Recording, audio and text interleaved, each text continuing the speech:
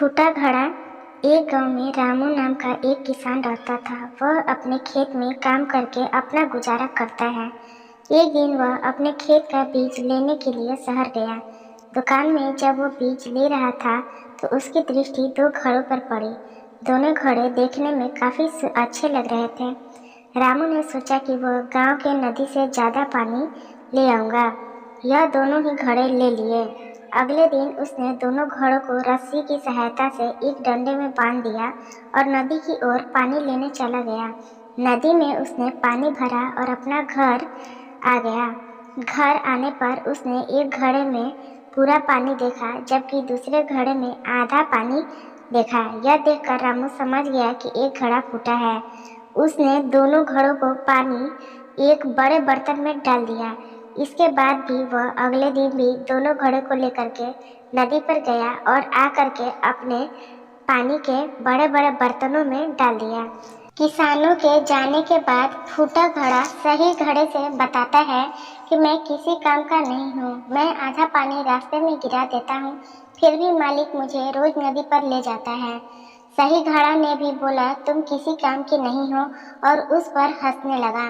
अगले दिन जब रामू नदी पर जाने के लिए घड़ा लेने गया तो फूटा घड़ा रामू से बोला, मालिक मैं किसी काम का नहीं हूँ, फिर भी आप मुझे लेकर ही जाते हैं। मैं आपकी मेहनत को खता कर रहा हूँ, इसलिए मुझे यहीं छोड़ दो।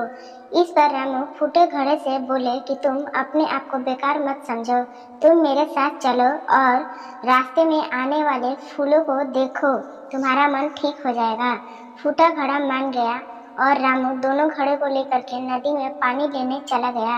आते समय घड़े ने रास्ते के फूल को देखा तो उसे बहुत अच्छा लगा, लेकिन जैसे ही वह घर पहुंचा उसने अपने अंदर आधा पानी देखा तो वह फिर से बेचैन हो गया। रामू ने फूटे घड़े को बताया कि तुम बेकार नहीं हो, तुम भी बड़े काम के हो। जब मुझे लगा कि तुम फूटे हो तो मैंने फूलों के बीज लाकर रास्ते में बो दिया। काम जो रास्ते में आते समय फूल देखते हैं वह सब तुम्हारे पानी से उगते हुए फूल हैं। इसके साथ ही मुझे फायदा भी हो रहा है, क्योंकि इन तरीकों से फूलों का बाजार में पहुंचाकर बेच देता हूं, जिससे मुझे अच्छी कीमत भी मिल जाती है। यह बात सुनकर फूटे घड़े को लगा कि मैं बेकार नहीं हूँ, मेरा भी कुछ फायदा है। कहानी की नैतिक शिक्षा। इस कहानी से हमें यह सीख मिलती है कि कोई भी चीज़ बेकार नहीं होती, हमें उसका अच्छाई को ढूंढकर निखारना चाहिए। आशा करती हूँ कि ये कहानी आपको पसंद आई होगी। इस कहानी पर आपकी क्या राय है हमें कमेंट करके ज़रूर बताइए। कहानी पसंद आई हो तो लाइक और शेयर करना बिल्कुल भी ना भूलें। चैनल पर नए हो तो चैनल को सब्सक्राइब जरूर कीजिए। कहानी सुनने के लिए आपका बहुत बहुत धन्यवाद।